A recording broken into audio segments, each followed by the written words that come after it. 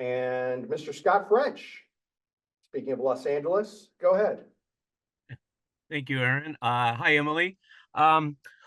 Just want to get your thoughts on the way things have started at Arsenal, and it's been pretty spectacular. And then also having to travel probably further than you ever have for a national team game, or at least to join the team for a national team game.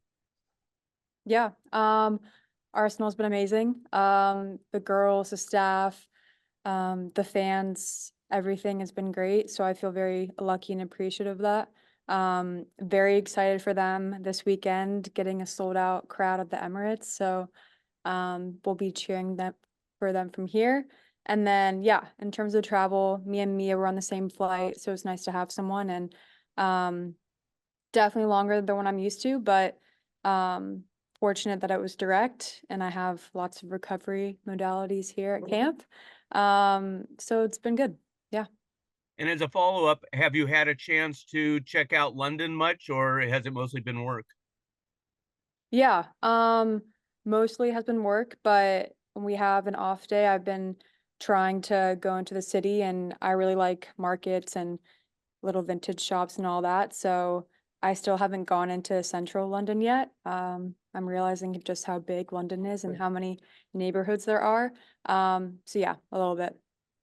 She said she was right by a train stop, Scott. So Yeah. are you good, Frenchie? I think you are.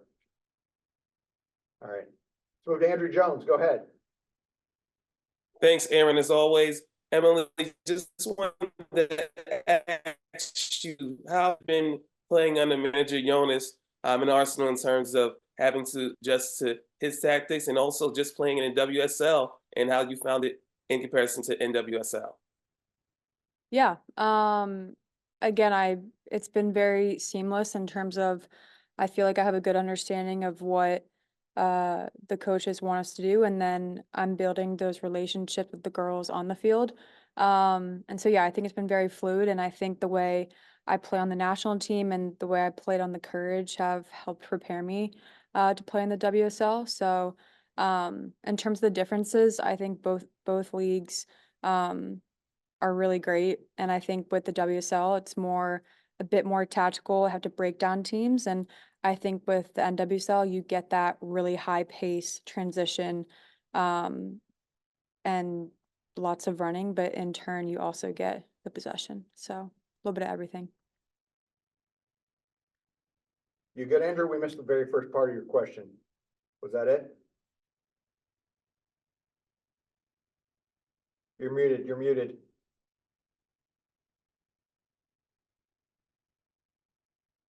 Sorry, Yep. try again. Yep. Yep. Oh, now we can hear you. Yeah. Yep. And have you had to convince anyone to see that North Carolina is better than Duke from over there in London? Has anyone had to do that? That's a good question. No, I haven't. I feel like I have two UNC girls with me. And then Heyo came over.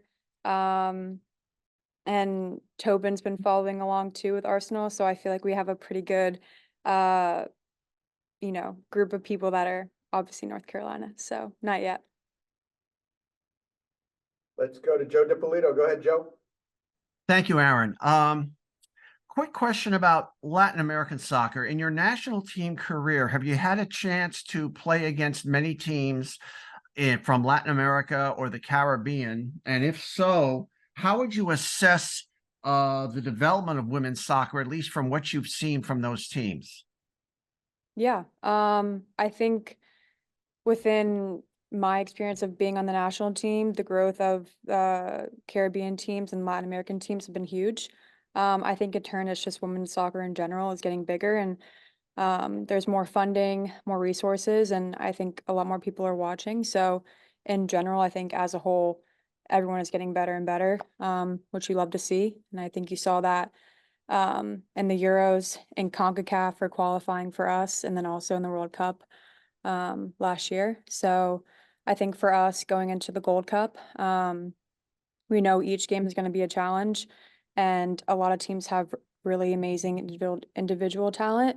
And so being aware of that, but yeah, treating each team with respect and knowing each game is going to be hard in this Gold Cup.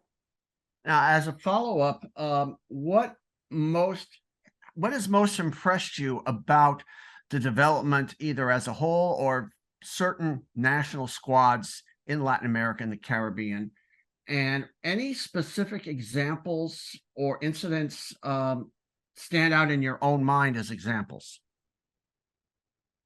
Yeah. I think because of the exposure of CONCACAF of the World Cup, you're getting girls that are able to play in really high level teams. And so I think they're able to bring those experiences playing on really high level teams like a Lyon, and then bringing that back to their national team. And so I think it's just the connections and again being able to be in high level environments and then bringing that back to their national teams and learning from it. And I think that will only continue to grow as there's more scouts, more resources to ID players. I think it'll just keep getting better and better. Thank you very Well said. much. Thanks, Joe. Let's go to Cesar Hernandez. Go ahead. Hi there, Emily. Seth is here from ESPN. Thanks for taking the time today. So when considering that Olympic qualified teams like Brazil, Colombia, and Canada are in this tournament, would you say that the CONCACAF W Gold Cup has potential to be ideal preparation for the US for Paris 2024? Or on the flip side, would there perhaps be an even more ideal way to prepare for the Olympics in this international window? Thank you. Yeah, no, I think this Gold Cup is amazing preparation for us for the Olympics. It's the longest time we're going to have together as a team, an entire month. So I think for us, our focus is on the Gold Cup and on the tournament and how we can learn from it and prep for the Olympics. But in terms of the competition, I think it'll be great. And I think each team is going to pose a different threat and we're going to have to adjust and also keep true to ourselves. So I think, like you said, with Canada, with Brazil, with Mexico, like we're having that rivalry as well. I think there's a lot of teams, Argentina, who are playing in the group, that you saw in the World Cup, Haiti versus England. Like I could keep going. I just feel like there's, it's going to be really exciting. And I feel like there's a lot of teams that, again, people are going to see and expose to and see that they're growing and they're getting better. So. Let's move on unless anyone has any more questions for Emily. The last one will go to Lakin Littman. Go ahead, Lakin. Hey, Emily. What are you hoping to get out of playing overseas? Like, what specific things do you hope you can learn or add to your game? Yeah, I think for me, one thing with Arsenal is there's so many international players on that team that play for their national team. So just playing with the best of the best, learning from them, and that was a big draw to go to Arsenal. And then I think, again, it's just going to Europe. It's a different style, and I just wanted to get exposed to that and see it as a challenge. I want to play in Champions League. And I really just want to experience it all. So that's why. And if I could ask one more question, Aaron, if you don't Of course. mind. Emily, what are you hoping to see from the national team, just given this is y'all's first tournament since the World Cup? Yeah. I think for us, end of 2023, we were really excited and like wanting to keep going. And so I think now that we've had, the off season and all that, I think we're really excited to get back into it. And again, I think the Gold Cup, it being a tournament and us being together for a long period of time, I think we're all really excited to, get those connections, that chemistry, and really make a statement at this tournament. So. Thanks, Lakin. Speaking of London, we have another one. Let's go to Peter Lennox. Go ahead, Peter. Hi, Emily. I'm actually up here in Manchester, but yeah, good Sorry luck about for the that. game this weekend, though. Emily, can I just ask you, please, just as we have Lindsay coming up, what does she offer the team both as a player and a captain? Yeah, I think with Linz, from even when I was watching her when I was not on the national team, I feel like she's so composed, technical on the ball. I also feel like her, just in the air too, aerial presence. And I feel like for her, she's really good at those one-on-one talks, in the locker room before games, for me personally, she did that a lot, like first game of the World Cup. And I really needed that, just a little one-on-one talk to prep you and then tell you that you got this. So yeah, I think with Lynn's, she's dominant in the midfield, and I think her final balls and obviously her aerial presence are two things that I think of immediately. Thank you so much.